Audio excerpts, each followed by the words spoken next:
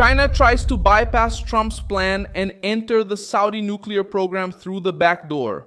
The move raises serious alarm this Thursday, April 30, 2026, because Beijing shows up precisely when Saudi Arabia is under pressure from the war with Iran, fear in the Gulf, and the urgent need for energy and security.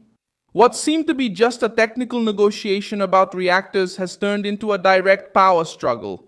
On one side, Trump tries to keep Riyadh under American protection. On the other, China tries to take advantage of a region that is tired, nervous, and vulnerable.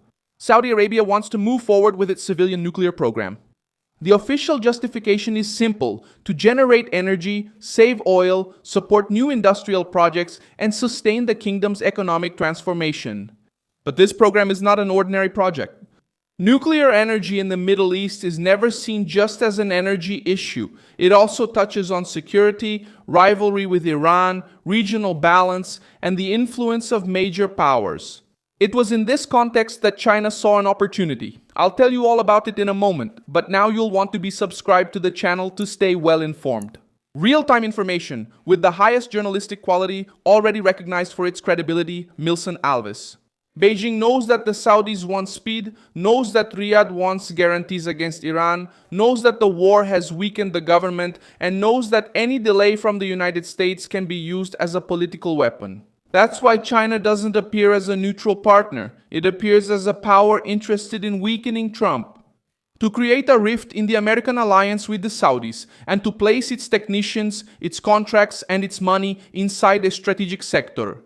On November 18, 2025, Trump received Mohammed bin Salman in Washington and announced a new phase in the partnership between the United States and Saudi Arabia. The White House treated the meeting as a milestone.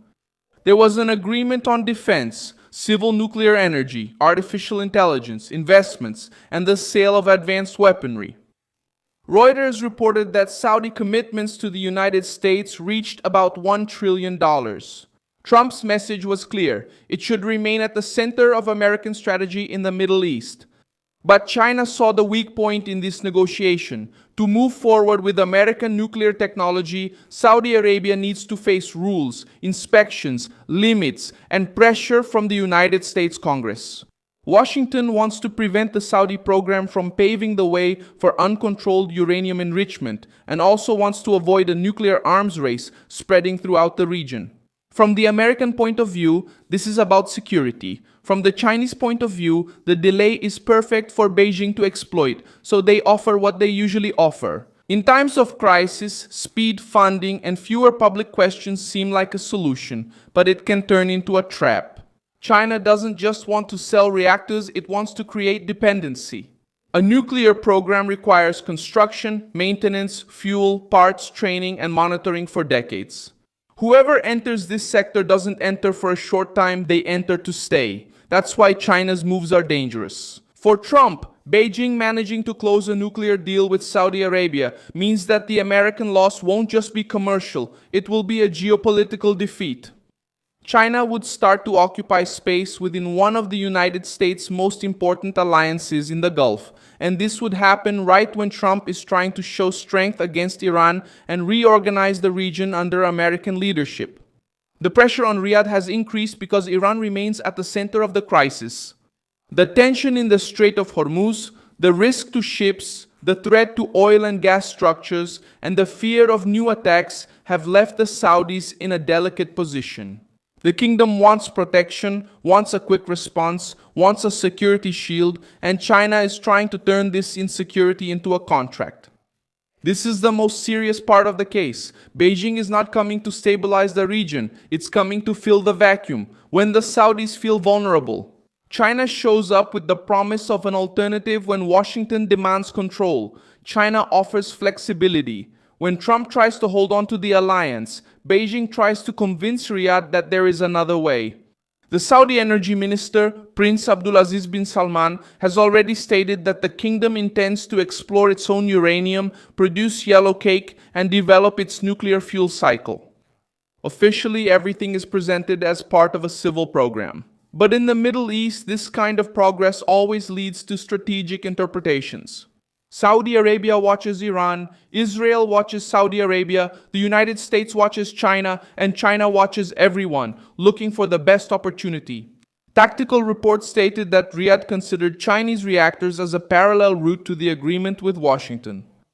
This information carries weight because it shows that China is not just waiting. It already appears as a real option in case the Americans become too tough. For bin Salman, mentioning China increases his bargaining power. For Beijing, every conversation is already a victory because it puts pressure on Trump and shows that American influence in the Gulf can be challenged. China knows how to play this game. It comes in with technical language, talks about cooperation, clean energy, development, and financing. But behind that, there's an expansion strategy. First comes the contract, then come the technicians, then the suppliers, and then comes the dependency.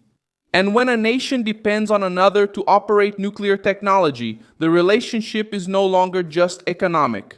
Trump is trying to avoid exactly this scenario. He wants to keep the Saudis close to the United States, away from Chinese influence and within a controlled framework. The problem is that Riyadh wants more than just technology. It wants defense guarantees. It wants commitment. Of course, if Iran threatens the Gulf again, they want to know if Washington will stand by the kingdom when the crisis becomes real and reaches the ports, the pipelines, and the military bases. That's the dilemma that China is exploiting. If Trump gets tougher, Beijing presents itself as an alternative. If Trump gives in too much, he faces resistance within the United States. If he promises broad defense, it increases American influence in the Gulf. If he doesn't, bin Salman gains an argument to look toward China. Beijing is betting exactly on that pressure. The war with Iran has left the region on edge. The Gulf has seen that security is not guaranteed by speeches alone, has seen that trade routes can be threatened, has seen that energy infrastructure can become a target, has seen that the price of a regional crisis is immediate. And, in this environment, China tries to sell speed, as if speed was security, but speed is not security. A nuclear agreement made under pressure can create a bigger problem in the future.